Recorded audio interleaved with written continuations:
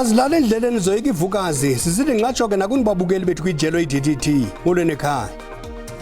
Iparlamente iphumeze ingxelo yekomiti yethutyana ephakamise ukutyunjwa kwe-advocate Kholeka Gcaleka njengomkhuseli woluntu olandelayo ngevoti zamalungu eparlamente eziyi-244 ahambisana nokutyunjwa kwakhe. Bekufuneka ifumene malunga ne-60% yevoti ukuze kuphunyezwe izindululo zokutyunjwa kwakhe ngumongameli. The post which we are voting for, which we are appointing this afternoon, we have an obligation to put the matter to a vote. U-advocate Kholeka Gcaleka ufumene ngaphezulu kwevote bezifuneka ezingama-240 zamalungu eParlamente. I-ANC, IFP, iGood, NFP ne-Aljama zivotele ukutyunjwa kwakhe, ngelixa i-Freedom Front Plus ne-ACDP zivote ngelichasa ukutyunjwa kwakhe, amanye amaqela ebengekho ngethuba lovoto. The question is agreed to, and advocate Kholeka Gcaleka is accordingly recommended for appointment as public protector. Kungoku nje iParlamente iphumeze ingxelo yekomiti yethutyana ephakamise ukutyunjwa kuka-advocate Kholeka Gcaleka njengomkhuseli woluntu olandelayo. Inkundla yenqila yaseMonti isichithile isicelo sokuba zichithwe izityholo ezityatyekwa inkokheli ye-EFF uJulius Malema nonogada wakhe uAdrian Snyman. Batyhola ngokudubula emoyeni esidlangalaleni ngethuba lemibhiyozo yokugqiba iminyaka emihlanu yasekwa i-EFF kwibala isisadukashe eMdantsane ngo-2018. Olivia uthi akukho zizathu ukuba ilityala lichithwe ngenxa yobungqina sebuthiwe chatha. Uthi abatyholwa banetyala ekufuneka baliphendule. Accused 1 and 2, number 1 in respect of counts 1, 2, 3 and 5. Accused 2 in respect of count 4 and 6. The application for discharge in terms of section 174 of Act 51 of 1977 is not granted. Ukanti umbuso usamkele isigqibo senkundla. Isigqibo senkundla siyasonwabisa, siyasichulumancisa kuba ibisiqinisekile nathi kuba sisenobungqina obaneleyo esithe sabuthaca enkundleni, ubungqina obuthi noko lokaMalema nalo atyholwa naye kaSnyman banetyala abafana baliphendule. Xeshikweni ethetha nabaxhasi bombutho we-EFF ngaphandle kwenkundla, uMalema ukhwele ezehlela kumantye ochophele elityala. We will come back here and to sit and listen to that incompetent magistrate who comes late to court, who can't get her papers in order, who can't read her own judgments, who adjourns the court during judgment to go back seat and receive Pravin Gordon's call and receive Ramaphosa's call and receive Batoi's call. When she comes back to give a judgment, she's shaking like hell because it's not a judgment, it's a sponsored judgment. Elityala limiselwe umhla we-15 kwinyanga kaJulayi ngonyaka ozayo. Abongile Yankees kwiindaba ze-SABC eMonti. Isebe lezenkcubeko eMpuma Koloni libhiyozela 200 eminyaka ulwimi lwesiXhosa lwaqala ukubhalwa phansi. Ulwimi lwesiXhosa lolwesibini ngobukhulu ukuthethwa kwelizwe njengoko kuqikelelwa ukuba ngaphezulu kwe-14% yabantu ithetha ulwimi. Ukanti apha estudio sinaye umphathiswa wezenkcubeko eMpuma Koloni, umama uNonceba Khontsiwe esisakuthi simngcambazise ngalomba. Mphathiswa, siyakwamkela sibamba ngazibini ngexesha lakho. Khawutsho kubaluleke kangakanani ukubhiyozela iminyaka i-200 yonke isiXhosa sabhalwa? Manibulise kokuqala phela, ndibulise nababukeli. Kubaluleke kakhulu ukuthi ukuba silibhiyozele elinqanaba leminyaka engama-200. Kuba kaloku ukwazi ilwimi lesizwe, ukwazi ubuntu okanye eso sizwe. Ngoku kubalulekile kakhulu ukusigcina ukuze singalahleki, abantu bakwazi usifunda, bakwazi nolithetha, bakwazi nobhala. So ibalulekile kakhulu ukugcinwa isizwe samaXhosa sizazi ubuni baso. Kukwinxalabo ngokubhalwa kolwimi lwesiXhosa kulonyaka ka-2023 ingaba mhlawumbi zikhona inzame isebe lizenzayo ukugcina ulwimi lusulungekile?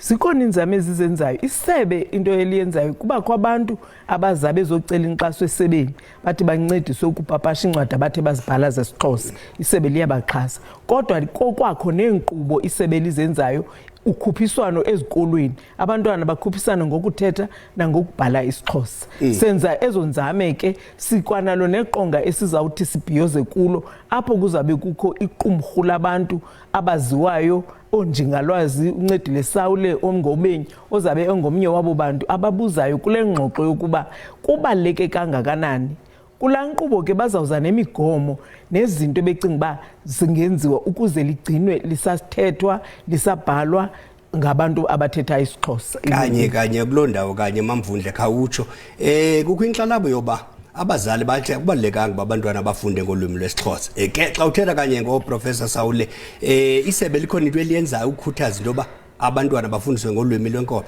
endiyithanda kakhulu into yoba wena ulapha uyasebenza uqashiwe phela uthetha isiXhosa kodwa nangaphezu koko kukho umthetho omiselwe ngoku othi ilwimi ezilishumi elinesibini eziquka isign language yeshumi elinesithathu zenziwe zazizilwimi ezisesikweni ngoko ke akukho sizathu sizawubangela ukuba abantu bangafumani imisebenzi kuba bethetha isiXhosa kukho nomthetho omtsha ngokokhoyo othi wonke amasebe nakarhulumente nakakade mawabe necandelo ezelwimi zesintu phakuwo ngaphakathi so ngezo zizathu ke ndicinga into yobana akukunokubakho nto izawunqanda ukuba abantu bangasebenzi kuba bethetha ilwimi lesiXhosa iminyaka engama-200 yonke mphathiswa khawuthi ngaba mhlawumbe ninento ngenifihle emgqubeni ukubhiyoza amalungiselelo nje ukuqaphela iminyaka emininzi kangaka ewe sinayo umbhiyozo esizaba nawo esizawubambela kumasipala ekuthiwa yiMakana local municipality ngapha eMakhanda apho kuzabe kukho iqela leengqondi ingcaphephe eziquka kanye onjingalwazi apho kuzabe kuxoxwa abantu indlela ababona ngayo nenzindululo babantu bafuna kanye ukuze isiXhosa singemki zekwenziwe intoni isebe liyithathele apho okwesibini sinonxibelelwano nomhlobo wenene ukuba kumabali abazawenza nabo ke ngosiqinisekisa uba kukhona incwadi ezizawudlalwa njengamabali kunabantu isebe libancedisileyo ekubhaleni nasekupapasheni incwadi abazibhaleyo zesiXhosa esivene nomhlobo wenene ukuba kwela nkqubo yabo yofundo lwencwadi makusetyenziswe ezi ncwadi zaba babhali baxhaswe lisebe wow mabhayi ishaba lexesha sibulela kakhulu ngexesha lakho enkosi kakhulu manibulele kumna kakhulu inkosi lo ke ibingumphathiswa wezenkcubeko eMpuma Koloni umama uNonceba Khontsiwe kuye sithi ngamana kwalapha ezindabeni babekuboma esichengeni abafundi belala iPitsenge eMount Fletcher rhoqo besiya esikolweni ngenxa yokuwela umlambo kodwa masithuma umntwana evenkileni buqala sinamkela kwakhona kwindaba zelijele yakwazi ukubukela kwakho nezindaba kwijelo le-YouTube uthi SABC indaba zesiXhosa kuthi ngakulokuqala sithe iParlamente iphumeze ingxelo yekomiti yethutyana ephakamise ukutyunjwa kwa-advocate Kholeka Gcaleka njengomkhuseli woluntu olandelayo ngeevoti zamalungu eParlamente eziyi-244 ahambisana nokutyunjwa kwakhe bekufuneka ifumene malunga ne-60% yevoti ukuze kuphunyezwe isindululo sokutyunjwa kwakhe ngumongameli i-ACDP izibandakanye ngokusesikweni kwintlanganisela yamaqela aphikisayo i-multi-party charter esisivumelwano sawo lamaqela aphikisayo phambi kokunyulo lonyaka uzayo azibhoze wonke la maqela ngoku kule ntlanganisela i-ACDP ityikitye kumsitho obusepalamente imibutho ephikisayo ithi ifuna ukuzisa utshintsho eMzantsi Afrika le mibutho ithi intsebenziswano yayo kufuneka idityaniswe kukuthembana umbutho we-ACDP yena uthi utshintshe ingqondo emva kwesiqinisekiso sokuba esi sivumelwano asithethi kuba lo mbutho uphantsi korhulumente wentsebenziswano phambi konyulo. South Africa is taking a wrong direction, and when men and women stand up and they say we must rescue our country, we all have to come together. Le mibutho ithi ifunde lukhulu kutyelelo lwaseJamani ngexesha ebiyokufunda kwelazwe. Once you sign an agreement, you stick by the agreement. It's not codified into law. It's not a legally binding document. Le mibutho ithi inethemba lokutsala neminye imibutho phantsi kweliqonga lemibutho ephikisayo kungekafiki unyulo lakulonyaka uzayo. Kwiindaba ze-SABC, Dingubulelani Philip eParlamente. Umongameli wa-AFP uMnumzana Velenkosini Hlabisa ufungiswe njengelungu leParlamente. Ungena kwisihlalo esishiwo ngumntwana kwaphinda angena uNkosi Mangosuthu Buthelezi ongasekhoyo. So help me God. Esenza isifungo sokunyaniseka kweli lizwe nokuthobela umgaqo-siseko. Sisigunyaziso somgaqo-siseko sokuba phambi kokuba amalungu eParlamente aqala umsebenzi wawo enze isifungo. uHlabisa uza kuba bubuso beliqela eParlamente. Uzikhanyela iingxelo zonondaba zokuba ebemathidala ukuze eParlamente ekhetha ukuba kwindlu yowiso-mthetho yephondo yaKwaZulu-Natal. The deployment that was done in 2019, I was deployed at a provincial level, and on Monday we reflected on this matter and we all unanimously agreed that it is time that I come up to lead the IFP in the National Assembly. So there was no any reluctance. Dingilula Mamatya wendaba ze-SABC eParlamente Kapa. I-Action SA KwaZulu-Natal inyanzelisa impendulo ngenhlawulo engangezigidi ezinhlanu yenkomfa yephiko lamanina e-ANC. Eliqela lithi umasipala waseThekwini ucelwe liziko lengqunthela iNkosi Albert Luthuli ukuba ahlawule indleko zale nkomfa. Inkomfa yaqhuba insuku ezinhlanu ye-ANC Women's League yayibanjwe ngo-August. Amalungu e-Action SA kanye nalabo abeseka leli qembu bebeqhinqe ngaphandle kwamahhovisi e-ICC namhlanje. Laba ke bathi i-ICC kumele ihoxise isiphakamiso sayo sokuthi ke umkhandlu waseThekwini ukhokhele isikweletu sokusingatha ingqungquthela yophiko lwabesifazane be-ANC.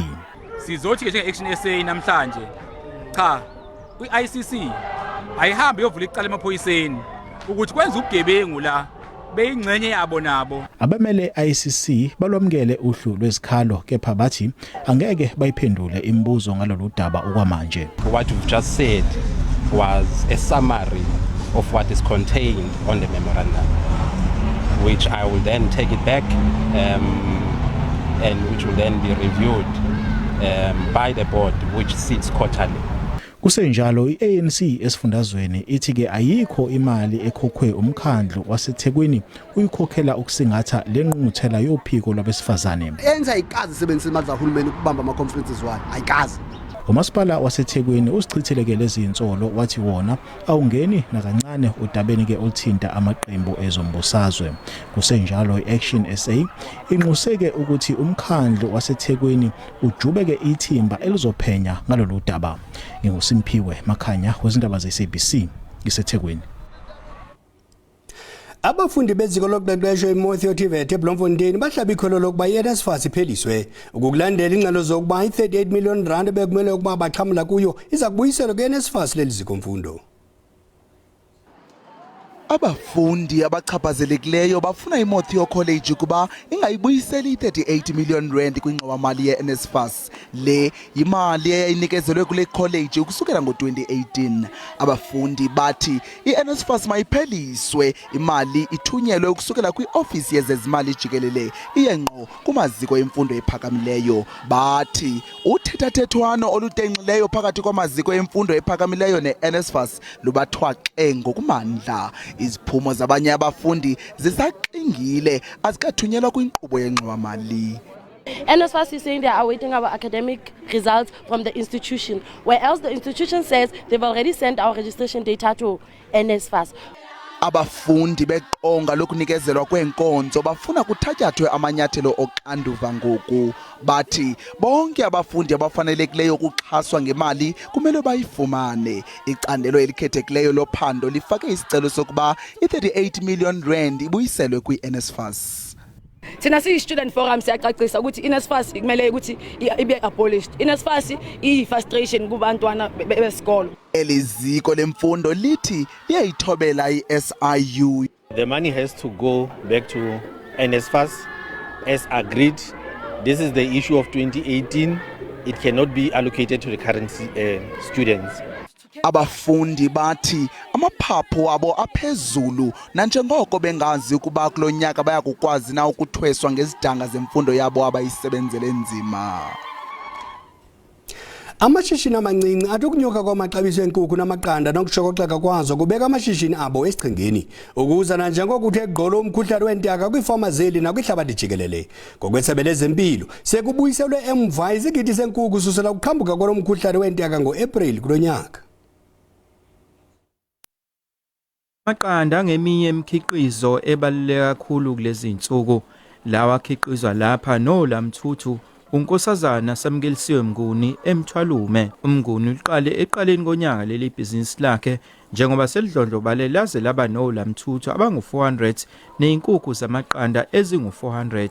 Linabasiza abangu-23 kuhlanganisa abafundi bezolimo kanjalo nabasebenzi. Kunzima ukuthola izinkukhu, ama-layers kanye nama-broilers kuningi indawo eningi asisenayo ngenxa le flu esibhekane nayo manje. Iyona into engikhathaza kakhulu ke manje ngoba mekuphela izinkukhu lezi olamthuthu kumele senesho ukuthi kuphela le bheji lesedayisiwe khona ezinye ezilandela ngemumva. Umnguni uthi sekunzima ukwenza lo msebenzi ngenxa yezindleko ezimba eqolo. Imithi yezinkukhu iyanyuka, ama-vaccine ayanyuka, ukudla kwazi izinkukhu kuyanyuka.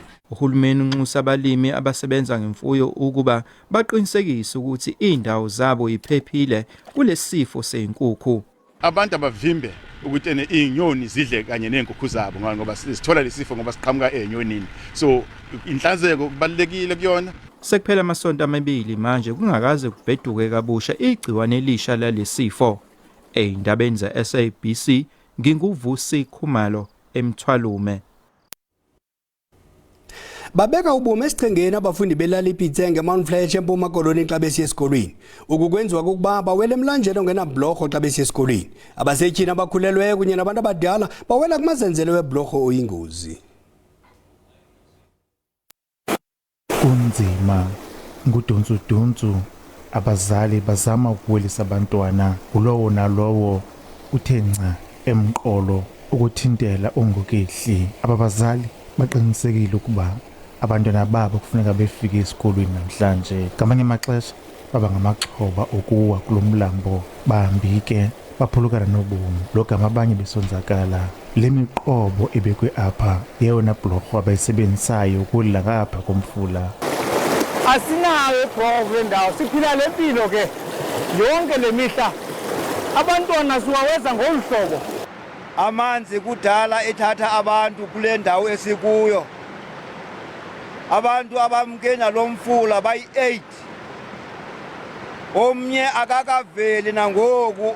Abahlali bathi kunzima nokuba bafumane iinkonzo ezingundoqo nanjengoko amapolisa, iambulensi nezinye izinto ezibalulekileyo bengakwazi ukusifumana kule lali yasePitsenga. Ngoku yile nxa yale bhlorho noba imisi siyazinikwa ngurhulumente uthi misi andizuya mna kulaa ndawo enje. Sinengxaki yokuthi nabantwana bakwazi uya esikolweni xa imvula inethile. Sinengxaki nenetwork xa kugula umuntu asikwazi ukuthi singafowunela iambulance. Iambulance noba ifikile umuntu akakwazi uwela apha xa umlambo ugcwele. Ezi bhlorho zihambela phantsi zakhiwa ngumasipala waselundini. Nangona zakhiwe nje kodwa abahlali basabuza ukuba kungani na zingekho semgangathweni xa kukho izantyalantyala zemvula. Kubonakala besazoqhubeka bephila le mpilo kude kube kulungiswa le ibhlorho ehambe namanzi. Tinkululeko Nyembizwe Iindaba ze-SABC eMount Fletcher. Igalele ngazo kwade kwephukane yokuhlanganisa naku makhumalo ezakubhula amathambo ngemozulu yangomso mazenetho. Dibulele kwepele mola nakwembukeli ngicela sikhangozeleke nalo uqikelelo lwemozulu. Ndingatsho ndithi lihlaba umhlaba kwindawo ezininzi zelizwe ngaphandle nje phaya KwaZulu Natal ngokunjalo nasempumalanga nalapho silindelela 30% wamathuba emvula. Kanti ke ngomso bukeli lithe rhwelele ngamafu obukhulu becala izulu zikhona ke nezibhaxo zenkungu ezilindelekileyo kwindawo esemazantsi ngokunjalo napha kwimpuma yaseMpuma Koloni. Khona ke amathutyana ngephi emvula alindelekileyo laphondo laseMpuma Koloni. Qhubeke ngononophelo umbukeli ba uphaya KwaZulu Natal empuma langa ngokunjalo naphaya eLimpopo nalapho kaloku kulindeleke isibhaxo zenkungu ngokunjalo no30% wamathuba emvula phaya eMpumalanga ukuya kujika phaya eLimpopo. Kuba ke wena kumimandla kwintshona yelizwe lindela ezantshizane ezithe qane ezithe xhaxhe kwindawo ezikumzantsi ntshona welizwe. Uyabongozwa ke mbukeli into buqaphele kaloku la mozulu enomoya yokububhudla ngamandla phakwe laphondo lase-Northern Cape ngomso. Kanti ke mbukeli amaqondo wona okutshisa aphantsi asibonisa into yoba noko lihle izulu lifudumele kwindawo ezininzi esentshona. Amaqondo abetha kwishumi eSutherland ziyathathise ngo-18 degrees phaya e-Uppington. Kuba ke wena phaya eKapa lodumo koKhayelitsha phaya lindela imozulu entle ngo-14 ngokunjalo naphaya eVostile ngo-17 nje omhle eSpringbok. Kanti ke kumimandla esempuma nakhona ndingatsho ndithi noko izulu lithanda ufudumala. Amaqondo abetha phaya ko-16 eRhafu naseKaladokwe ngelixa 13 phaya eKomani. Ukuba ke wena useThekwini lindele imozulu efudumeleyo ngo-19 kuloo 19 ke naphaya eRichards Bay ngelixa ilishumi phaya eEmelo. Kanti ke kwindawo ezifana noMafike ngisilindele u-15 kufudumele ubukhulu becala kwindawo ezininzi zelizwe de kutshise ngo-38 eUppington, 34 eKomani ngelixa 28 phaya eMakhanda. Ukuba ke wena usePitoli lindela 30 ngokunjalo naphaya eMusina silindele u-30 degrees Celsius. Kamnandi mawethu.